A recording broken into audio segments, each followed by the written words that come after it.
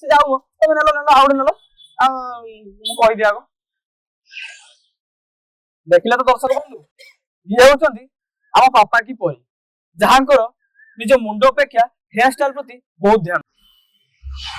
ଦେଖିଲ ତ ବଡ ମିଆ, ଆଉ ତମର ଦରମା ଯେତିକି ନୁହଁ ସେ ଝିଅ ଚୁଟିରେ ସେତିକି ଉଡଉଛି, କାଟିଦବ ଚାକିରି ପଳେଇବ, ବୁଝିଲ?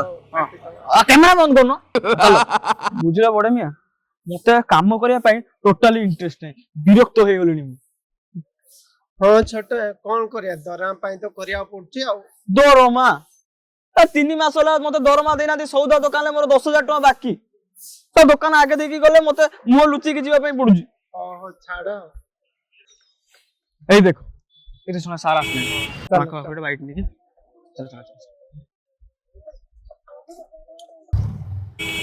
ସାର୍ ଟିକେ ଶୁଣିବେ।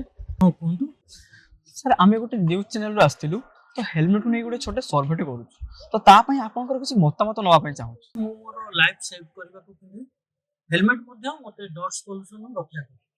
ଏଇ ଗାଡ଼ି ଚଲାଉଥିବା ସମୟରେ ଭୁଲ କେବଳ ଗୋଟାଏ ସେକେଣ୍ଡରେ ଘଟିଯିବ, କିନ୍ତୁ ଏହାର ପ୍ରଭାବ ଯେ ସାରା ଜୀବନ ଭୋଗିବାକୁ ପଡେ। ସାର୍ ଆପଣ ଏତେ ସୁନ୍ଦର ଭାବରେ ଏକ୍ସପ୍ଲେନ୍ କଲେ, ତ ସମାଜକୁ ହେଲମେଟ୍କୁ ନେଇକି ଆଉ କ'ଣ ବାର୍ତ୍ତା ଦେବା ପାଇଁ ଚାହିଁବେ? ମୁଁ ତ କହିବି ସମସ୍ତେ ହେଲମେଟ୍ ପିନ୍ଧନ୍ତୁ, ନିଜ ନିଜର ସୁରକ୍ଷା କରନ୍ତୁ। ଏ ସମାଜ ପାଇଁ ନହେଲା ନାହିଁ, ନିଜ ପରିବାର ପାଇଁ ଜୀବନଟା ବହୁତ ମୂଲ୍ୟବାନ। ସାର୍ ଆପଣ ଏତେ ସୁନ୍ଦର ବାର୍ତ୍ତାଟିଏ ଦେଲେ ସମାଜକୁ, ଶୁଣିକି ବହୁତ ଖୁସି ଲାଗିଲା। ଆମ ଚ୍ୟାନେଲ ପାଇଁ ଆପଣଙ୍କୁ ଅଶେଷ ଅଶେଷ ଧନ୍ୟବାଦ। ଆଉ ଆମ ଚ୍ୟାନେଲ ତରଫରୁ ଆପଣଙ୍କୁ ଗୋଟେ ଛୋଟ ଉପହାରଟିଏ।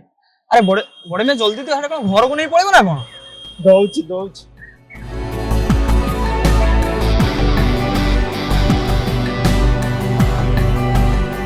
ଚ୍ୟାନେଲ ମାଧ୍ୟମରେ ଏହି ପ୍ରସାରଣ ଆପଣଙ୍କୁ ଏବଂ ଆପଣଙ୍କ ଚ୍ୟାନେଲକୁ ଅଶେଷ ଅଶେଷ ଧନ୍ୟବାଦ। Thank you. ବୁଝିଲ ବଡେ ମିଆ, ଏଇଭଳିଆ 2-4ଟା ଲୋକ ମିଳିଗଲେ ଟିଆରପି ପୁରା ଗଦା। ହଁ ଆମ ଚ୍ୟାନେଲ 1 ନମ୍ବର ହେଇଯିବ। ହଁ